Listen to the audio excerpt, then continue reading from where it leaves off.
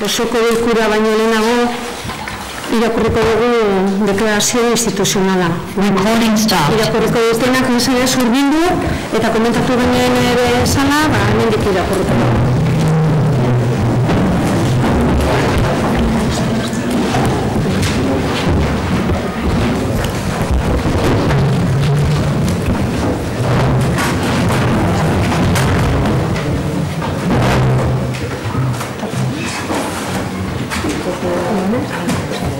Jarri da nahi mesedez.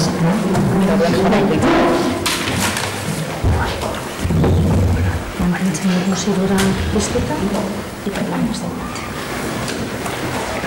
2003tik aurrera emakume onganako indarkeria buruzko datuak jasotzeko hasi zirenetik, 112 emakume eta 11 haur eraiak izan dira Euskal Herrian. Zenbaki onartezin honen atzean izena eta izanak daude. Ezauritako bizi proiektuak. Urte honetan ere bereziki aipatu nahiko genuke izebergaren punta diren erailkiketa hauetaz gain, ohikoak bilakatu direla gizonezkoek taldean egiten dituzten bortxaketei buruzko salaketa publikoak. Hala ere, eraso bakoitzaren aurrean, hauek salatu dituen mugimendu feminista saretu bat atera da kalera. Gaurko egunean ere, talde hauen lana eta ezinbestekotasuna azpimarratu behar dugu. Urte luze hauetako lana izan da indarkeriari maskara kentzea. Ez da sororen kontua. Sistema patriarkal zendu baten ondorio baizik. Indarkeria matxistari buruz egindako makroinkestak datu larria maiganeratzu zuen. 2 emakumeetatik indarkeria matxista pairatu du bere bizitzan zehar. Queremos recordar el Convenio de Estambul, el primer instrumento vinculante que recogió la visión ampliada por el movimiento feminista sobre la violencia. Dice textualmente que por violencia contra las mujeres se deberá entender una violencia de unos derechos humanos y una forma de discriminación contra las mujeres, y designará todos los actos de violencia basados en el género que implican o pueden implicar para las mujeres daños o sufrimientos de naturaleza física, sexual, psicológica o económica, incluidas las amenazas de realizar dichos actos, la coacción o la privación arbitraria de libertad en la vida pública o privada. El 25 de noviembre, con este instrumento internacional vinculante, es un día para expresar nuestra oposición a todas las formas de violencia contra las mujeres y a todos los agentes que la generan, porque estamos a favor de construir vidas libres y seguras.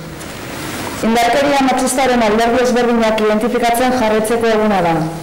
Jendartean normalizatuen dauden sotilenetatik hasita, hala nola ukitzeak, ahozko lizunkeriak, publizistek eta masmediek emakumeen gorputzari ematen dieten erabilerak, mezu eta adierazpen sexistak, janskera, jendarte zareen erabilera, edo lagun artea kontrolatzea, eremu publikoa, eskolako patioak, jolastokiak, parkeak, askatasunez okupatzeko zailtasunak. Edo eta emakumeen eta gizonen arteko berdintasuna zuzenean erasotzen dituzten administrazio erabakiak. Bigarren ezabi batean, sexu erasoak eta eraso fisikoak egongo lirateke. Eta esparrurik bortitzenean, erailketak. Normaltasunera bueltatzen ari garela zabaltzen ari den egun hauetan, indarkeria matxista pairatzen duten horientzat ordea, ospatzeko normaltasunik ez dagoela adierazi beharrean gaude. Ezin dugu ahaztu, larderia emakumeengana gertatzen dela, baina mina sortzeko modu gisa haien ingurune hurbil eta maitatunearen ere gertatzen da. Euskal Autonomia Erkidegoan, bikotekidengandik edo bikotekide hoiengandik indarkeria jasaten duten emakumeen artean, 10-etatik 6 seme-alaba adin txikiak dituzte, eta horiek ere biktima bihurtzen dituzte. Indarkeria bikario deritzona. Además, queremos denunciar que últimamente estamos viviendo una gran persecución contra muchos miembros de los movimientos feministas en las redes sociales y espacios públicos. No es casualidad. La persecución contra estas mujeres feministas que toman el espacio público y plantean discursos transformadores es el resultado de una campaña de odio y violencia machista organizada. En adelante, tenemos también que combatir estos casos de acoso en el ámbito digital, pero es hora de denunciar su importancia y su intención de impedir la labor de estas mujeres. Por ello, queremos utilizar estas líneas, este momento, para agradecer a quienes integran de estos espacios su trabajo y decirles que las acompañamos.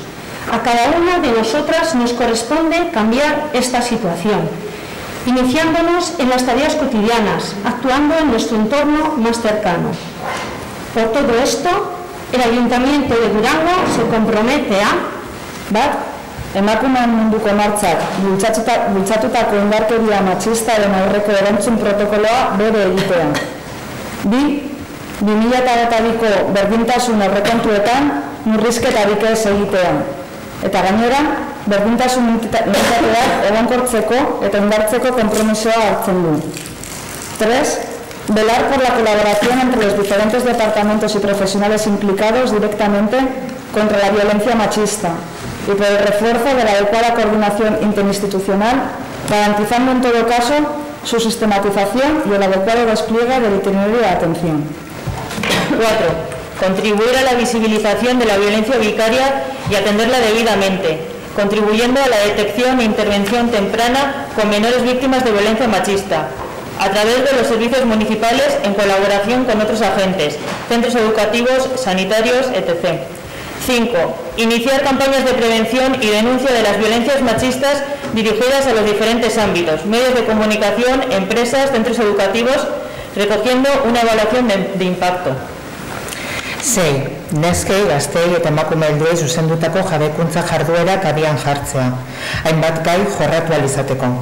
Besteak beste, bikote harremanak eta harreman sexoafektiboak, amodio romantikoak, sexualitate libreak eta abar. 10 urtetik gorako neskei eta nerabei zuzendutako autodefentza feministako tailer iraunkorrak ere jasoz. 7. puntua. Herri, lurraldeko mutil eta gizonei zuzendutako lanketa berezituak abiatzeko konpromisoa hartzea. Afektibitatea, harreman ereduak, maskulinitate ereduak, rol sexista gainditzeko estrategiak. Eta parekidetasuna lantzeko besteren artean. Eta horretarako programak zehatzak aktibatzeko konpromisoa ere hartzea. 8. Poner en marcha en colaboración con los movimientos feministas la puesta en marcha de programas permanentes de difusión de la verdad, reparación, acompañamiento social o garantía de no repetición, adaptados al estado de salud de todos los aspectos del derecho a la reparación de las mujeres víctimas de violencia machista, incluyendo protocolos dirigidos a diferentes ámbitos, recuperación de la memoria histórica, homenajes, jornadas, talleres, investigaciones, iniciativas de cineforum, etc. 9. Borroka feministaren alde hartu dugun konpromisoa berretsi nahi dugu. Indarkeriarik gabeko gizarte demokratiko bat eraikitzeko bide eta tresna nagusia den heinean. Estas líneas queremos terminar haciendo un llamamiento a participar en las movilizaciones e iniciativas que el movimiento feminista va a organizar en torno a este día y recordar e invitar a todas las durangarras a participar en la manifestación convocada mañana a las 7 de la tarde en Durango. Eskerrik asko.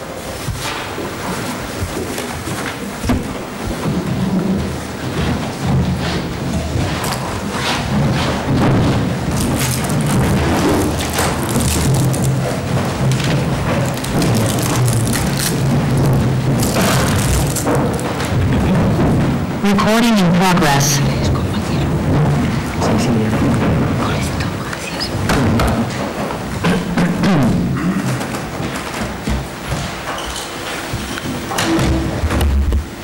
Arratsaldeon eta ongi etorriak gaurko osoko bilkurara. Gai zerrendan lehenengo puntu bidezko balitz aurreko aktaren zirriborro irakurtzea eta onartzea 2021ko irailaren 29ko ohikoa. Zeo zer, komentatzeko, gehitzeko aktari, danok ados bagaude, onartu egiten da iraileko akta. Bigarren puntora punto berri bat sartuko dugu, gogoratuko duzu, zelan komentatu zen antolaketako batzordean, baina ez da sartu gai zerrendan, Eta puntua da, abenduko ohiko osoko bilkura data aldatzea, 23-tik 20-ra. Lehenengoz, dakizuenez, motibo egin behar da, puntuaren urgentzia sartzeko eta horretarako hitza ematen diot idazkariari Teresa Itxaseuriaga. Eskerrik asko. El motivo de alterar la fecha que correspondería en virtud de la frecuencia de las sesiones ordinarias del Pleno aprobada al inicio del mandato es utilizar esos días que se ganan a la fecha habitual para gestionar todo lo que trae consigo la aprobación presumible, la aprobación inicial del presupuesto que está incluido en esa sesión plenaria. Por lo tanto, la urgencia deriva del hecho de poder tramitar las publicaciones y las gestiones derivadas de la aprobación de ese punto. Eskerrik asko, orduan, oin bozkatuko dugu urgentzia. Urgentziaren alde, hau batez onartzen da. Oin puntuaren bozkatuko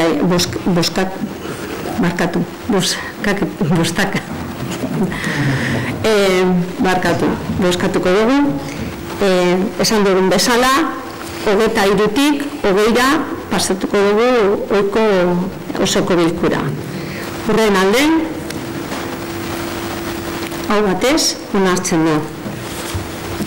Jarraitzeko gai ordenean, hurrengo puntu, intereseko gai batzuen berri ematea, diru zaintzako gerakinaren bidez finantzatutako kreditu aldaketa, interventore jauna Itxaseuriaga.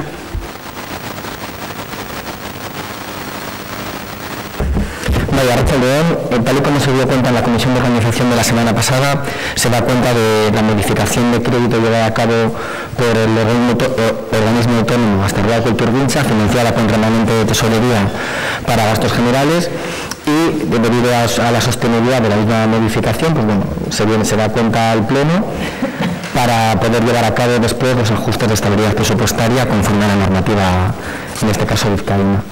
Es una modificación de crédito de resolución del 1 de junio de 2021 y de un importe de 100.000 euros repartidos en 95.000 en el capítulo 4 y 5.000 en el capítulo 2.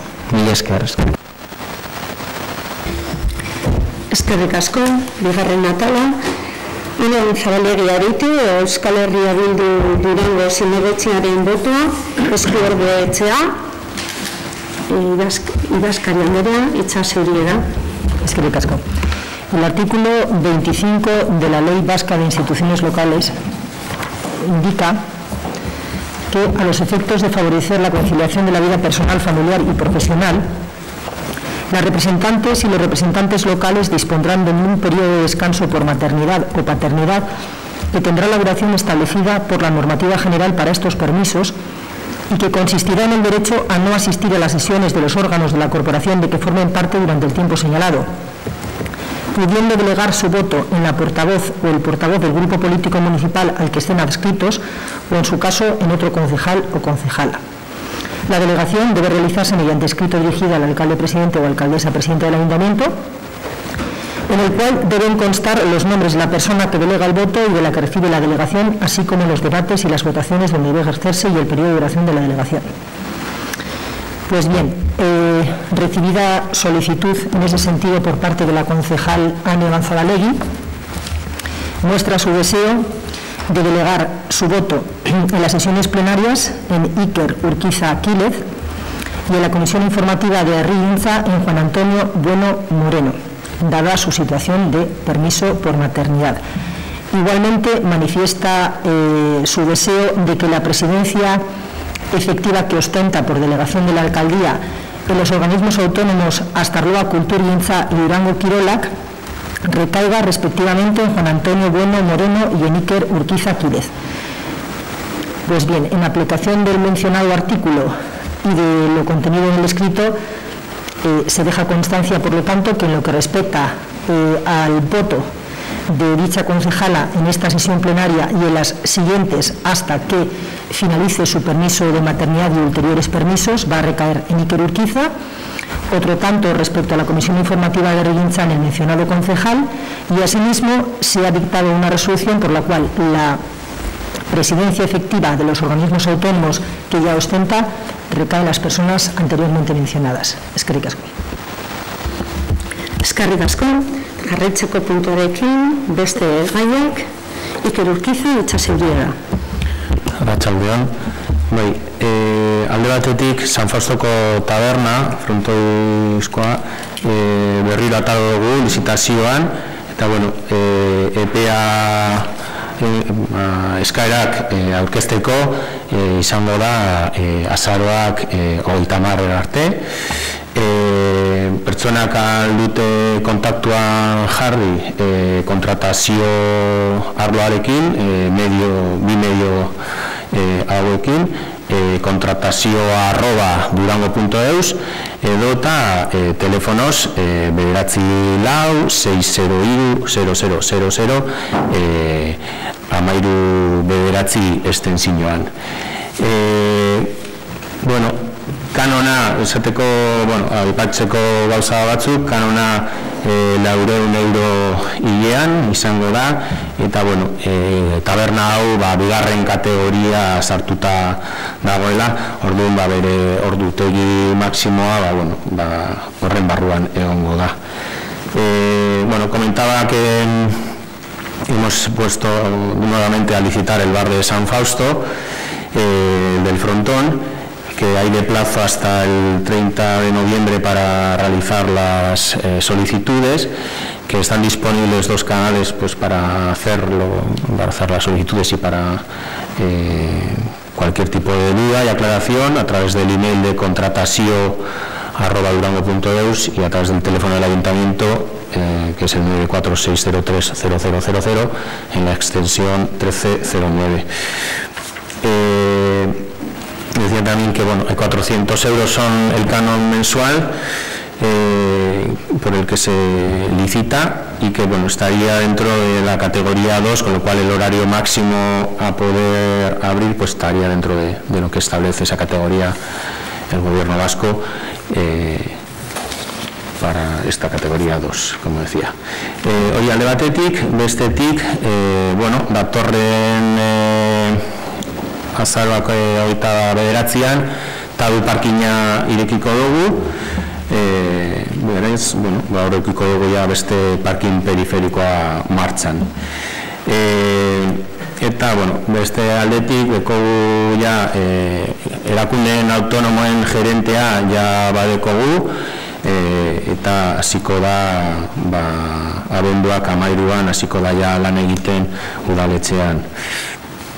Eta azkenik, de partetik, indicar que hemos negociado las bases de las OPEs con la parte sindical, fueron consensuadas con la parte sindical y se aprobaron y van a venir a este pleno. No obstante, al de 3 días de la aprobación de las bases, tanto en Madrid como en Eusko Jaurlaritza hubo movimientos con los cuales se pretenden hacer nuevas leyes, nueva legislación, y entonces también consensuamos el paralizar hasta que ambas partes nos den la legislación oportuna y podamos poner en marcha los procesos pertinentes.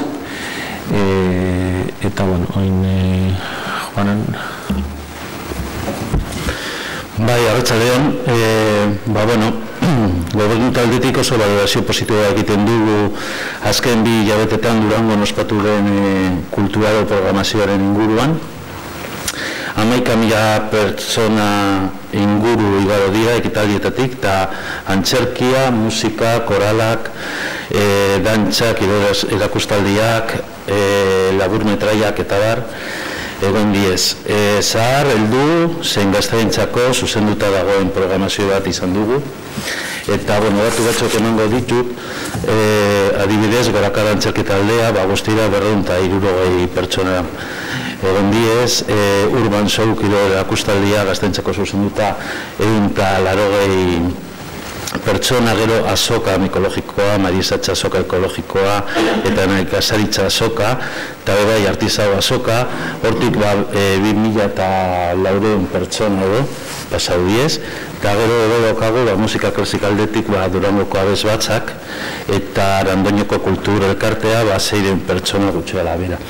Bestaldetik, dantzaldetik, Kriskitindetza taldea eta Latelier, 1.020 pertsona, eta larru metraien emanaldia, egon die, Silbo Berritxistu elkartea, 250 pertsona, eta gero Izaro, eta Enekantak Izaro adibidez, 1.500 pertsona, eta Enekantak 1.500 eta 56 pertsona guztira.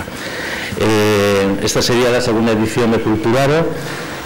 Culturaro surgió un poquito pues a partir de una situación difícil, digamos, que teníamos de pandemia, de querer partir de dos ejes: por un lado potenciar el mundo de la cultura, y por el otro lado también pues entendíamos que había gente que vivía de la cultura, muchas empresas o personas individuales que giraban en torno a la cultura y que también necesitaban pues de un pequeño empuje o una pequeña ayuda económica, ¿no? A partir de ahí surgió esa idea de Culturaro, tampoco se podían celebrar las fiestas, y entonces tuvo gran éxito, y por esto esta segunda edición que también se ha realizado, ¿no? Lo que tenemos claro es que la aceptación popular ha sido buena, ha habido una oferta bastante amplia para muchas edades distintas, y por el otro lado también entendemos que se ha demostrado una vez más que la cultura puede ser segura, que se ha sabido hacer, que se ha sabido mantener todas las medidas de seguridad y todas las medidas sanitarias que se exigían o se requerían en el momento según en qué situación sanitaria nos encontrábamos. Y nada más, por mi parte.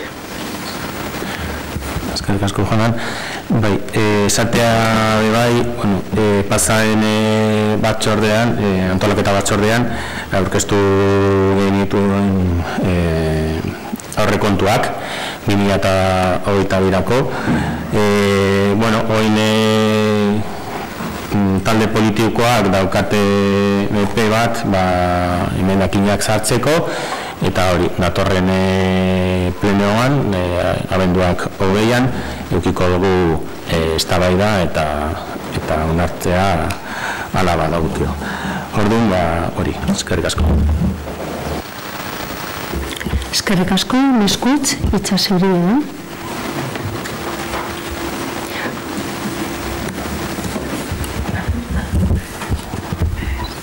Txine? Barkatu, bale, barkatu. Galderetan genukan gai bat turismo buruz, barkatu. Orduan, hirugarren puntuan, Erkidegoko Durangoko udala Bizkaiko emakumeen eta gizonen berdintasunerako lurralde sarean atxikitzea. Julián Itxasegui da. Arratsaldeon. El Ayuntamiento de Durango es parte de Berdin Sarea, la red de municipios vascos por la igualdad de hombres y mujeres y contra la violencia machista, impulsada por Emakunde y Eudel. Participan de esta red 77 municipios y una cuadrilla de Vizcaya, Araba y Gipuzkoa. Recientemente se ha creado por parte de la Diputación Foral de Vizcaya la Red Territorial para la Igualdad de Mujeres y Hombres de Vizcaya como espacio de trabajo y coordinación de las políticas de igualdad entre mujeres y hombres con las entidades locales. Los gobiernos locales juegan un papel fundamental en el impulso de las políticas de igualdad. El objetivo de la red es facilitar un espacio común para la reflexión, el aprendizaje, la interlocución y la coordinación en materia de igualdad de mujeres y hombres. Forman parte de los municipios del territorio histórico de Vizcaya que asuman los compromisos establecidos por el órgano para la igualdad de mujeres y hombres de la Diputación Foral de Vizcaya, que garantizarán el adecuado desempeño de las funciones de la red. Para la efectiva incorporación a la red territorial, los municipios deberán presentar el documento de solicitud que hoy ratificaremos en el Pleno Municipal y que el pasado día 15 de este mes en Comisión de Ciudadanía se aprobó por unanimidad la elevación a este Pleno de propuesta de integración del Ayuntamiento de Durango a esta red. Asimismo, hoy también se incorpora dos figuras que tienen que estar, que es la representante política que acudirá, que será Ane Avanzabalegui, de titular y suplente estará Galasi Arrasti, y luego representante técnico, que será la técnica de igualdad Keti Raval y su suplente María Villar. Eskerrik asko. Eskerrik asko, Julián, ez dakit nahi duzue turno, EAJ, ez badeko turnorik, orduan bozkatzera pasatuko gara, puntuaren alde,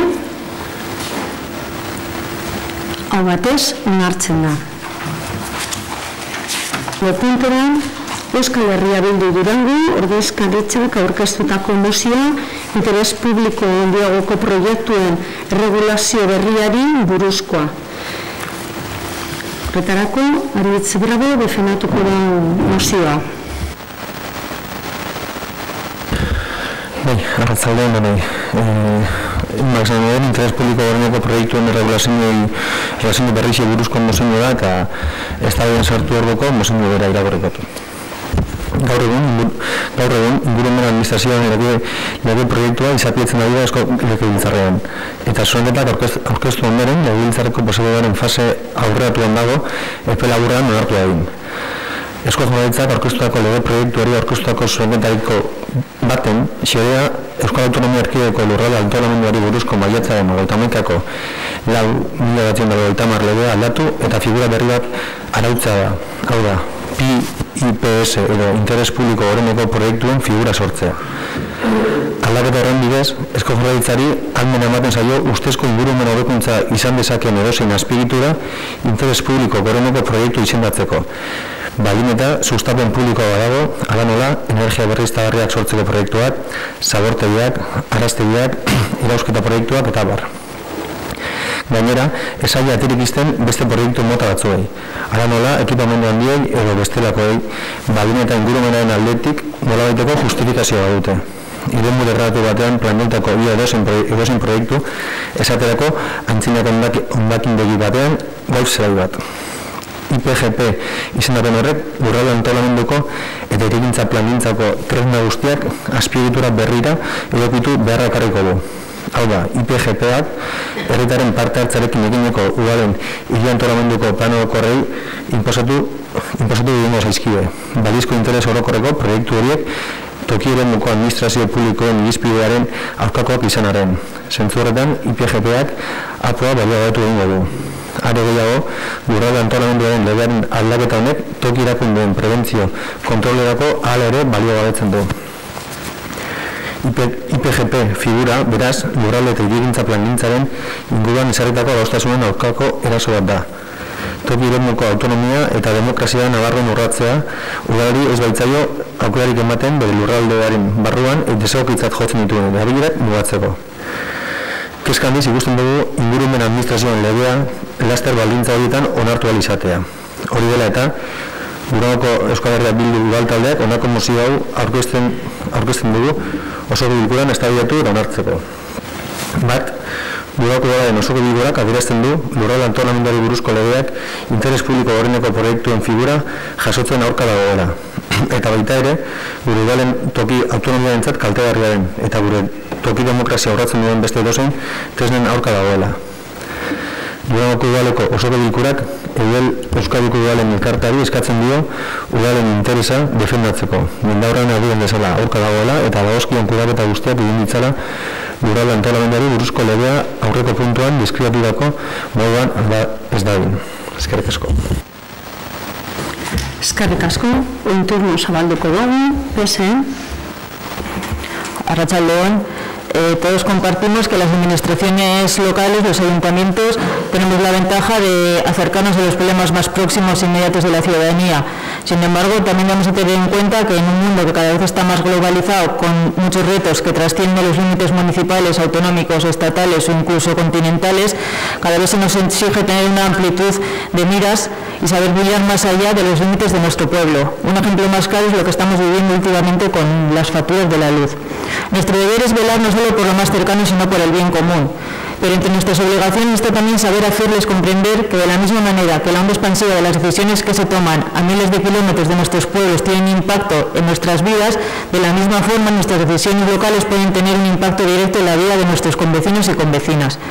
De nada nos sirven los discursos cargados de énfasis o de palabras biensonantes si después no somos capaces de llevarlo a cabo.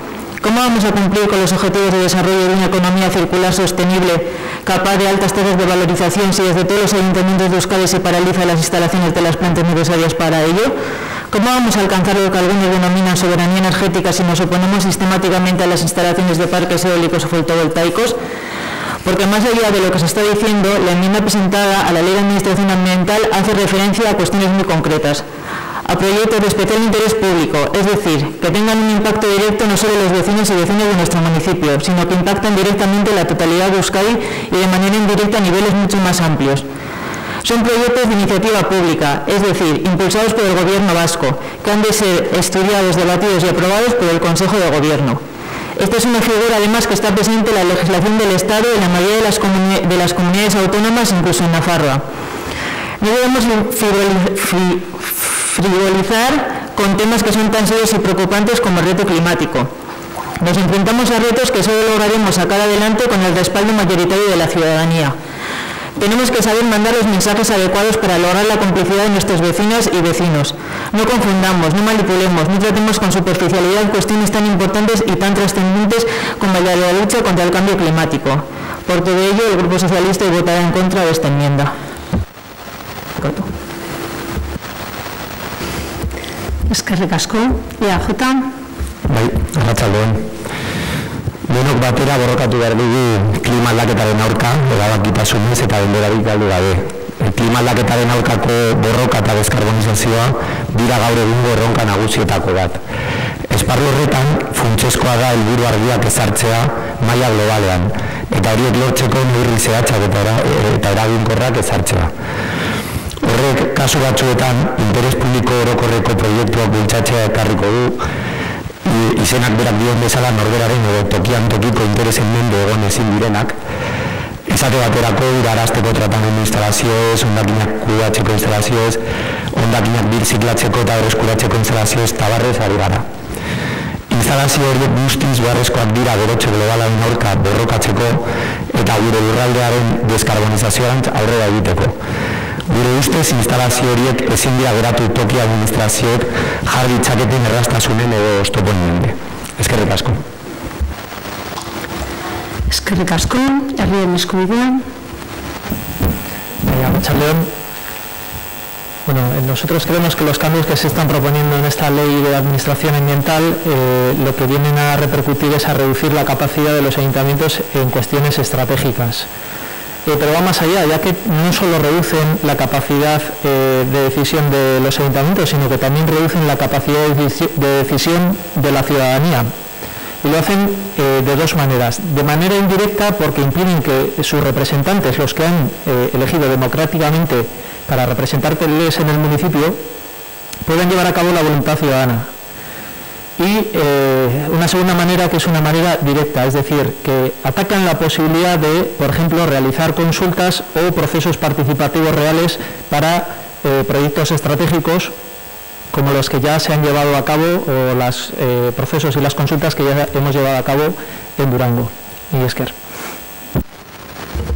Eskerrik asko, Euskal Herria Bildu.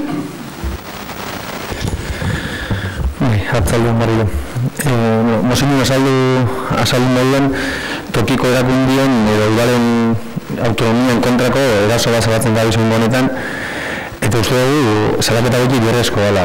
Biharrezko dela, onarteko joku arauek aldatzen da bizalako modu unilateral baten, eta garrentasun eta udalen parte hartze barik egin prozesu dalako, eta guzti honetan herritxaren berri izango dalako zapaldu ondelatuko dana.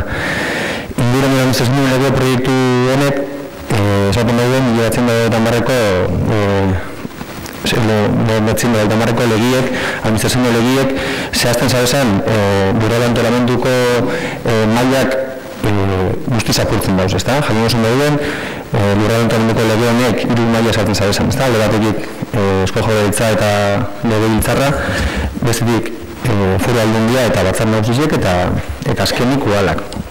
Maila desberdinek, eskumen desberdineko zan, lurralde antolamendu erako begire, baina eskumen honek eta eskumen honek bat abestekiko balintzatu egon zen arren errespetan zen eskumenak zen eta espazio bakotza badukon bere behakitzeko eskubide. Inguruan zeneko lege proiektu honaz baina guztiz hankaz gora geratzen diez onerteko maila guztionek. Lege honen bidez, Eusko Jaurlaritzak berak bere ditziz, interes publikoko horreneko proiektu moduen izendatu aldauz plan bat, eta bera inposatu berak gure daten herri zen, eta zelago kasualidadien proiektu honen baitan sartzen diez zabortu diziek, arazte diziek eta edausketa proiektuek.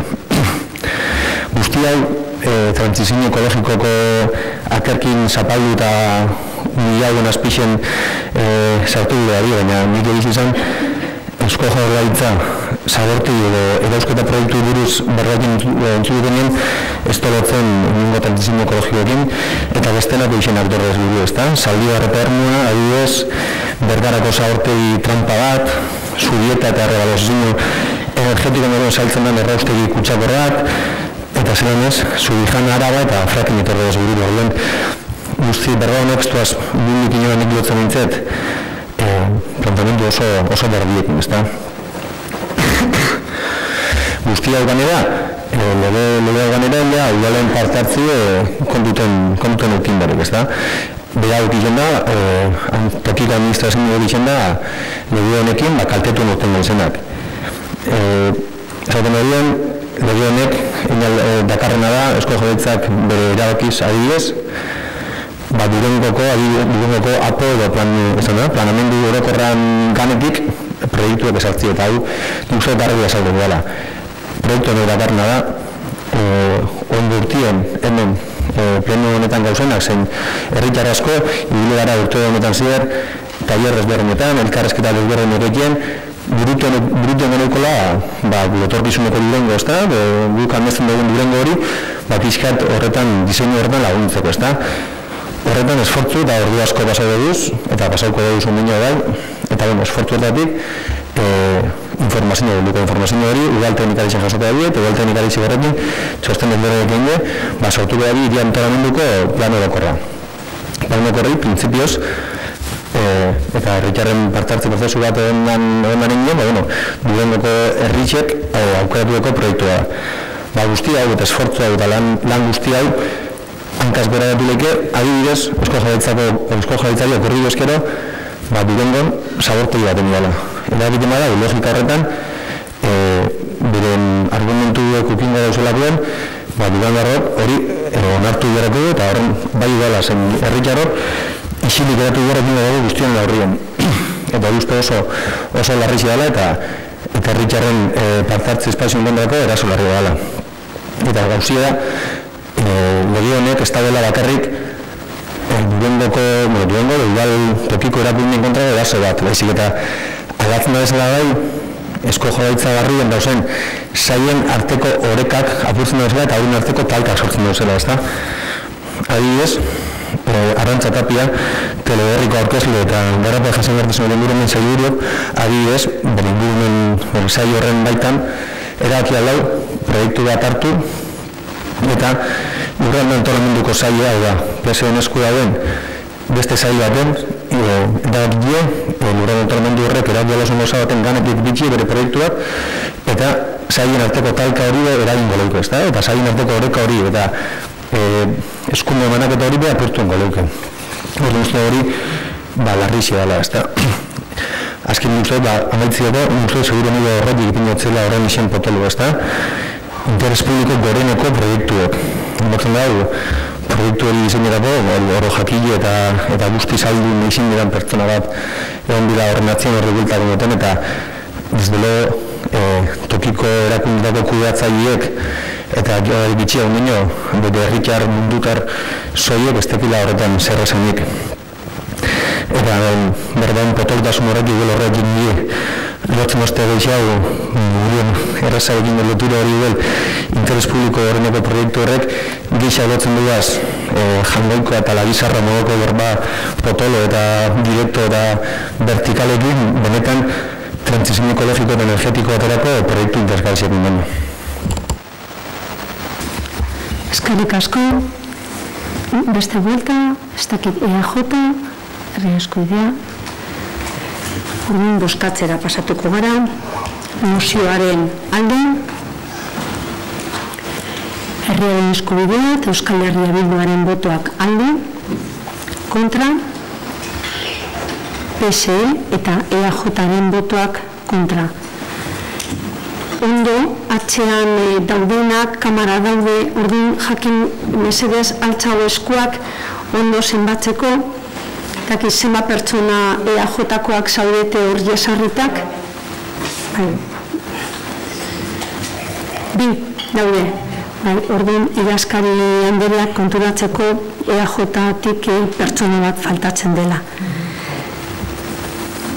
Bosgarren puntora pasatu baino lehenago, betilez, ia mozioren bat, ekosue aurkezteko, ez baude moziorik, eskairak eta itaunak, eta oin pasauko gara erantzutera, pasaren osoko bilkuran egin ziren eskarak eta itaunak. Eta oin bai, deko turismoko galdera bat, egon zena, orduan neskutz, bai, oin bai itxasea da. Arratsaldeon, eskerrik asko. El pleno pasado se preguntaba sobre la situación del campanario. Bueno, por poner un poco en antecedentes, el acuerdo entre el Ayuntamiento de Durango y el Obispado, que es quien es propietario de la iglesia para abrir el campanario de Santa Ana como servicio turístico, contemplaba dos aspectos. Uno, realización de un convenio general para que ambas entidades colaboraran con diferentes proyectos. Y el segundo aspecto, realización de un convenio específico para la utilización del campanario de Santa Ana como oferta turística. Las negociaciones fueron despacio, pero iban poco a poco, y después de unos meses entre el Obispado y el Ayuntamiento se acordó, uno, que el Obispado cedía el uso del campanario, y dos, el Ayuntamiento se comprometía a arreglar el campanario para poder realizar las visitas, 20.000 euros, limpieza, mantenimiento y el servicio turístico durante el periodo de las visitas. Y para ello acordamos en este pleno cobrar una entrada de 3 euros para cada visitante para poder sufragar al menos parte de ese mantenimiento. Y también se acordó que no habría visitas durante los oficios de la iglesia. El mismo día en el que se iba firmado el acuerdo, el Obispado introdujo las siguientes modificaciones al convenio. El Ayuntamiento pagaría un canon anual al Obispado sin especificar el objetivo del mismo, y el Obispado ingresaría la mitad de lo recaudado por las entradas. Por tanto, si se aceptaran esas dos condiciones impuestas por el Obispado el mismo día de la firma, el convenio quedaría por parte del Obispado ingreso de un canon anual no habiendo especificado su finalidad, ingreso de la mitad de lo recaudado por las entradas, donde el objetivo es mantener en buen estado el campanario. Y por parte del Ayuntamiento asumiríamos el arreglo del campanario, 20.000 euros, la limpieza, el mantenimiento y el servicio turístico, y la mitad de lo recaudado de las entradas para sufragar el mantenimiento del campanario. Desde el equipo de gobierno valoramos estas nuevas condiciones que, vuelvo a decir, nos quería imponer el Obispado en el mismo momento de la firma, y decidimos no firmar el convenio con estas modificaciones. Básicamente por dos razones. Primero, porque no era lo que habíamos acordado hasta ese momento, y segundo, porque este equipo de gobierno consideramos que el dinero público hay que ser transparente, eficiente y sobre todo que tenga impacto directo en el bien general. Así que por el momento seguimos con las negociaciones. Pero además de todo esto, como estamos en situación actual de pandemia y tenemos que cumplir diferentes medidas preventivas, no consideramos ahora mismo urgente la realización de las obras del campanario, pues porque por el aforo, por el espacio que es muy pequeño, no podríamos cubrir las medidas. Entendemos que para turismo hay otros proyectos más prioritarios en Durango, y es en los que estamos en marcha ahora mismo, que es el gastrobono, que nos gustaría recordar que el 30 de noviembre es el último día para canjear los gastrobonos en hostelería de Durango, así que a los que os queda os animamos a disfrutar este fin de semana en Durango en los restaurantes. La renovación de la web de turismo para dar mayor importancia y presencia a Durango como destino turístico de interior, y el primer plan de turismo sostenible que nos definirá las acciones a realizar en los próximos 4 años para conseguir que Durango sea un destino en Euskadi. Estos son los ejes en los que trabajamos en 2021 desde Turismo, que creemos y entendemos que son beneficiosos tanto para la ciudadanía de Durango como para quienes nos vengan a visitar. Eskerrik asko. Eskerrik asko neskutz. Oin gelditzen ziren beste erantzun batzuk, besekoak eginakoak, Iker, zure kosuz erantzuteko, zure hitza da. Zegoen galdera bat alderdi sozialistakoak, esan de si las medidas adoptadas para reactivar la plaza del mercado han sido efectivas, si han sido beneficiosas en número de visitantes, etc. Beneficiosas y efectivas están siendo. Hay un mayor dinamismo, un mayor protagonismo, productores nuevos, degustaciones de productos de los propios productores. Se está implicando a los niños y a las niñas y a nuestros jóvenes y a sus familias en la cultura de la compra local y del consumo de productos locales, así como cocinarlos con nuestros cocineros y cocineras que tenemos en Durango, en los restaurantes de Durango. Entendemos que más beneficioso y más efectivo que no hacer nada, que es lo que se venía haciendo hasta ahora, seguro que es. Y como bien sabe el portavoz del Partido Socialista, no hay aforadores, ni los había antes, que nos indiquen cuantitativamente si acude más o menos gente a la plaza del mercado. Pero sí tenemos la impresión de los baserritarrak, que son los que están allí sábado tras sábado, y que ellos y ellas están contentos, están más implicados y que creen que estas acciones están siendo muy positivas para todos ellos y para el conjunto de la plaza del mercado. Eskerrik asko. Horrengo galderak, Aritz, erantzun ditu. Modu solaburrien, galdu zen da Jesus Jauregiren monumentu mugitzena, hori nolako izen zan edo. Aurrezko ekintzien, leku aldaketa orduko, esan komentatu lurralde batzorduen, baina beti jenda moduen edo aurrez edo berora azkenengo lurralde batzorduen komentatu zen, eta izan zen moduen aurrez inporratxo bat aurrikusu joven leku aldaketa bat zen, eta egileekin bedakin bai kontrasteko movimentu bat leku aldatze bat zen, horrean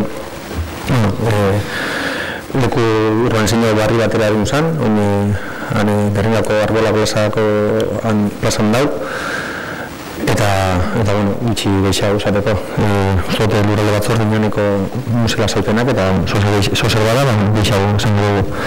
Eta bestatik, Next Generation laguntzan ari behin izan galera bat, galetzen dira ze laguntza eskatu bezan, eta lurralde batzorde bai arkitektuak ondo saldu zen berean, txarte ulertu interno bat izen zen, komunikazioko akatz bat, eta azkenengo oharro duten zen oharrien, aipatzen zen zelan eskatu zielakuen laguntzak, baina laguntzak eskatuko dizela esango bezala, eta aurrekus dira dauz, uste ontsi bat dernutien, baina proiektu ez beniterako laguntza horrek eskatzie, baina momentu existiz eskatu, proiektuek esku hartzen dukiet behar eskoa dako.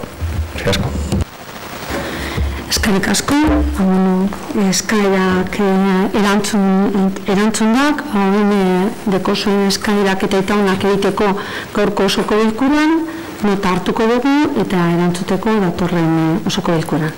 PSN, ez deko, EAJ, nik galdera bat turismoko azalpenak entzun dugu Santa Ana dorretzearen inguruan, gardentasuna aipatu da, eta lehenengo harritzen gaitu hainbeste denbora pasatu behar izana enteratzeko eta horrela enteratzeko honetaz, baina emazena gelditu edo ez dut entzun da kanon hori ia zenbatekoa dan.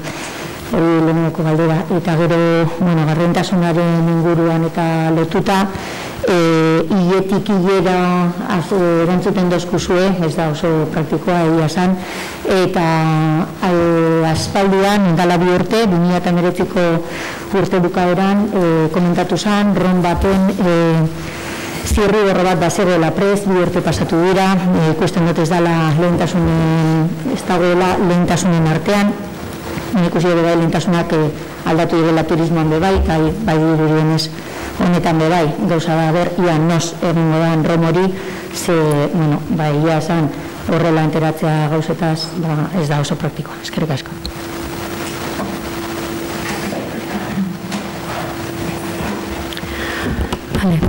Beste galderaren bat, ez dira karri gogoratzen, norma esaten dagoela, zelan erantzuten diren eskaerak, eta norma erregula egiten dau, zelan eskaerak egiten diren, eta erantzuten diren urrengo osoko bilkuran. Holan egiten dugu, gu beti dekogu norma gia moduan, norma esaten duen legie. Honen bada, amaitu itzaten duten dugu gaurko osoko bilkura eta erabaki dugun bezala urrengo osoko bilkuran abenduaren 20an egingo dugu. Eskerrik asko, tortziarren, zinegotziak eta urrengoan egungo gara.